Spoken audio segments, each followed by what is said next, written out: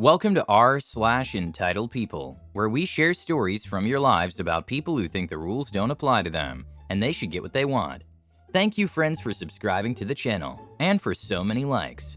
And today we have 3 great stories, so subscribe, hit the like button, and let's begin. The first story. I witnessed how idiots tried to rob a supermarket, while all the employees and the police and special forces knew that there would be a robbery. The second story. EM tries to park in our driveway, then said she's our landlord and gets instant karma. The third story. A crazy neighbor is throwing a tantrum because I want to build a fence on my property. She says I'm trespassing on her property, but there is still her flowers growing on my 8 feet. The first story is, I got involved in a riot. I started doing security in Seattle in April of 2020, a couple months into the pandemic. At this point, nobody knew what to expect, as we were far enough into the pandemic that businesses were being shut down by the government, and people were starting to get restless. Unfortunately, I also started doing security work just in time for the civil unrest. I was working for a small company that shall remain nameless, but my position with them was what our 3-dot friends would call a flex officer, which means never getting enough sleep and always wondering what unhealthy food my next meal would be. I have a lot of stories from this company and the various sites they sent me to, but for now this story will have to do. I was working at a shopping complex doing a bike patrol. The usual once-an-hour ride and in between do nothing unless a call from a business came in. But one week things felt off. I kept spotting the same 4 cars in weird locations, behind businesses, in no parking zones, in loading docks, etc. Every time I got close enough to ask them to F off, but in a nice way, they would leave. I wrote down as much information as I could every time. I reported it all to my supervisor at the end of the day handoff, and he was pretty alarmed. Keep in mind, this is when the looting had just gotten bad downtown. So he goes, "Sparrow, those guys are in a gang. Do you want a vest?" Of course, after that news, I said yes, expecting a Kevlar undershirt vest or something similar. So you can imagine my surprise when the next day he pulls out a plate carrier with security printed all over it. I put on the vest and immediately realized that this is gonna effing suck. I continue my bike patrols, getting my cardio in and destroying the suspension on that poor bike, and continue seeing those 4 cars, slowly getting more information. At some point during the week, I used my discretion and called the police. The guy came out, we talked, I gave him the information I had, and he hung out around the shopping center with me. The cars didn't show up while the cop was there, but as soon as he left, they were back. For anyone curious, I'd now been wearing that D plate carrier for 3 days. Well, the 4th day was a doozy. I was in between patrols and I got a call from a shop in the center. "Hey, Sparrow, can we talk to you?" "Sure. Is it something that needs to be handled now or during my next patrol?" "Your next patrol will be fine." So on my next patrol, I stop there and go inside. I'm greeted by the owner of the shop, his GM, and a cook. Turns out the cook had somehow gotten knowledge that there was going to be a major looting at our shopping center that night. OF. I take all the information from them and go make a lot of phone calls. My supervisor's on the way, and the police already knew apparently. My supervisor gets there and asks them for the story himself. After that, he goes and calls around to a few other places, who confirm that they've received similar information. And no, I have no clue who he called. I suggest warning the shops that aren't already boarded up, pandemic that they should be. He agrees, so I make my way around telling all the shops what I know. A lot of them listen to me and board up. One even parked an entire semi-truck in front of their building. Everyone is going home early. The place is empty save my car, my supervisor's car, and the security car I wasn't allowed to drive. It's quiet. I continue doing my patrols on bike, and it's getting late into my shift. I felt kinda bad because it seemed like I'd freaked them all out for nothing. I finished my last patrol and went into the office to do the pass down and DAL, and then we got a call. "Hello, this is Generic Alarm Company. We're calling to report a broken glass sensor has gone off at Building X." Click. My supervisor and I run outside and lo and behold, the effing apocalypse is on us. The best way of describing it is a combination of Mad Max and The Purge. Cars were flying through the parking lot. People in black bloc were attempting to smash in windows. I run at the guy nearest and yell something incredibly smart, like "Hey," and he chucks a brick at the window. Well, apparently he didn't drink his milk as a kid because it just bounced off and he ran. At this point, we noticed the large amount of SWAT vehicles streaming into the parking lot. Large for me is like 2 or more, as well as a lot of regular police vehicles. OF. We're now well outside our job description, so I'm informed to hang out at the office and protect the car. I do so and my supervisor heads off to be a hero. I'm watching the chaos unfold, and leaning on a car wondering why I can't do anything to help. When my supervisor came back around with pepper spray all over him, I told him to go wash his eyes out. He does. At this point, it's just becoming a brawl between the police and the purgers, and I'm sitting with my arms folded watching it all. At some point, a brand new Dodge Charger rolls up to me and stops with its headlights on me.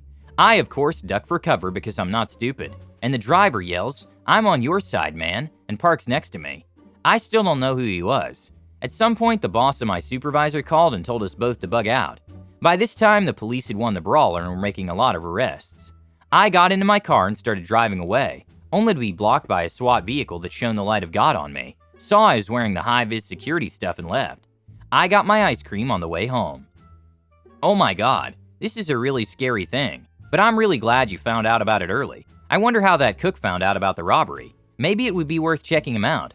Or maybe one of those who were arrested could be his friend or relative. Or not. Still strange and very suspicious. Well, whatever. What annoyed me a bit was the actions of your supervisor. If I were in charge, I'd order all the guards to vacate the premises immediately, and then I'd come over to get the details. I don't want to wait for my manager to contact me and give me permission to leave the building before an effing riot.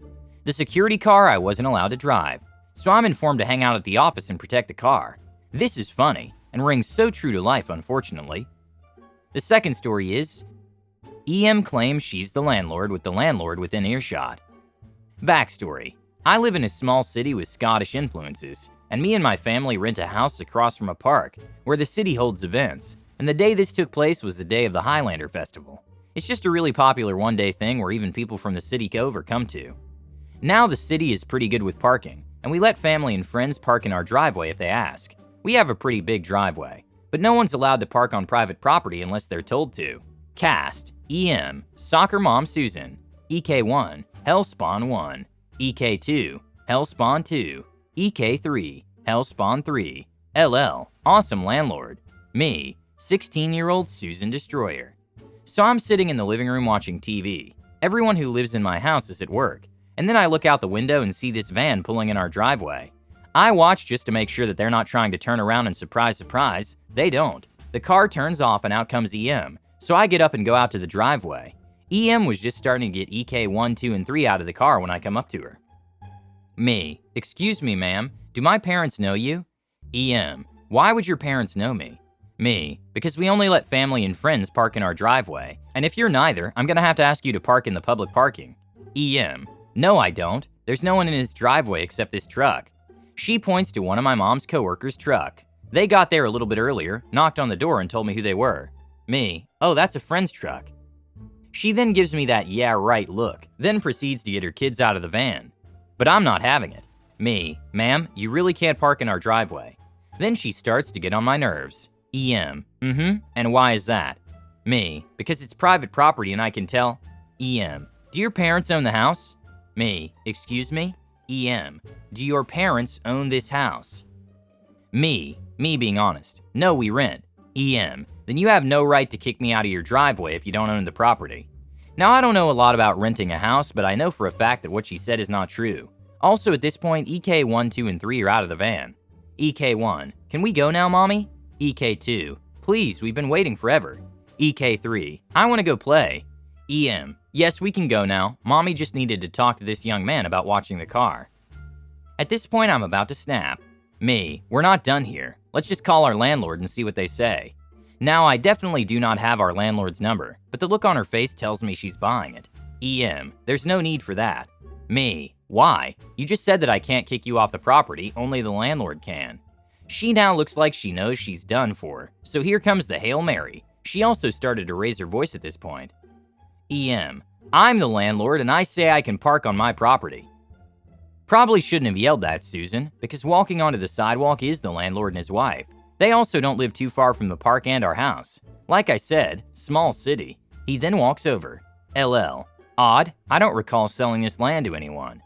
EM realizes that she messed up. I tell the landlord what happened. EM, you're lying. You don't own this property. LL, actually I do. I remember signing the deed, and I also believe this young man was telling you not to park in their driveway. EM, fine, whatever. I'll just tell the cops you attacked me while forcing me off your driveway. LL, have fun with that. EM then loads her kids into the van and screeches out of our driveway. LL, well that's that I guess. Everything is very cool, and I really like the appearance of the real owner of the land. But you know what would be even cooler? If that woman left her car and went to that festival, and you would have called the company to have her car towed from your property, and make sure that this entitled mother pays for it. Just imagine when she returns with the children in tow, and the car is gone. She will start breaking into your house. Then of course you call the police. They come and start to deal with it. And when this mother is hysterical, you unwittingly say that you towed their car because it's your private property. Oh, how angry she'll be, but she can't do anything. Ha ha ha, evil laugh. And the last story is, I just wanted a fence. So here to rant on my neighbors like everyone else. I moved in with my wife 2 years ago and had the guy who grew up in this house as a kid, who is friends with my dad, tell me the back neighbor's kinda crazy. But me being a trusting guy tried to give her the benefit of the doubt. For 2 years it was cordial. She helped me, I helped her. All the while my wife kept telling me that the woman was crazy. And oh boy was she right. So this summer we started thinking of fencing in the yard. And so we started the permit process and got utilities marked. I intended to do it myself. However, on the back side of our property is a fence the previous owners built. So I just need to fence in 2.5 sides to finish. But they installed it 2 feet off the ground. It's only on the back side, so next to the crazy neighbor. So 6-foot panels 2 feet off the ground. I had talked to the neighbor a while back telling her I intended to drop the fence to ground level. She protested nicely, I thought. Mostly she stated she was concerned about not being able to see cars coming down her driveway or access road, and her flowers not getting air. I told her the city's reviewing it. If I need to remove a panel so she could see down the driveway, better the city will tell me, and we'll go from there. Keep in mind the first panel she wants removed is 2 feet off the ground. Not sure what line of sight she gets from a panel 2 feet off the ground, that me lowering it will interfere. So yesterday I text her, telling her I'll be lowering that fence starting that afternoon. She doesn't respond. First panel went fine, but then all hell broke loose. She came out yelling and screaming at me to get off her property and demanding I take down the first panel. Keep in mind the city property maps actually tell me that I'm still on my property. Actually 8 feet south of the fence is supposed to be mine, which her flowers are clearly on. She threatened to sue and actively videoed me as I worked on the fence, to the point my wife was so uncomfortable she called the cops. Cops literally came out and told the neighbor to chill out, and that I had the right to be on my property and maintain my fence, and that I wasn't on her property actually. Holy SH did she threaten civil suits and everything. Cops took my side, of course. She's apparently going to sue me, but I'm not sure with what money. All over my lowering a defense on my property. Guess I'm getting a lawyer now just in case. Neighbors, man. Next time I'm buying a house a mile away from everyone. Update. City permit just came back approving the fence, and that means a big FU to the neighbors, as now I have written permission that I can install the fence, that I don't have to remove the first panel. What a crazy bee. You should build your fence as close to the actual line as the city allows. She can try to keep that piece of land for herself, but be careful about that. Call a surveyor and do everything as carefully as possible not to cross her territory, and ask him to set markers where your line ends, so that she definitely does not have any grounds to sue you. Thanks for watching. Hit the like button and subscribe to the channel.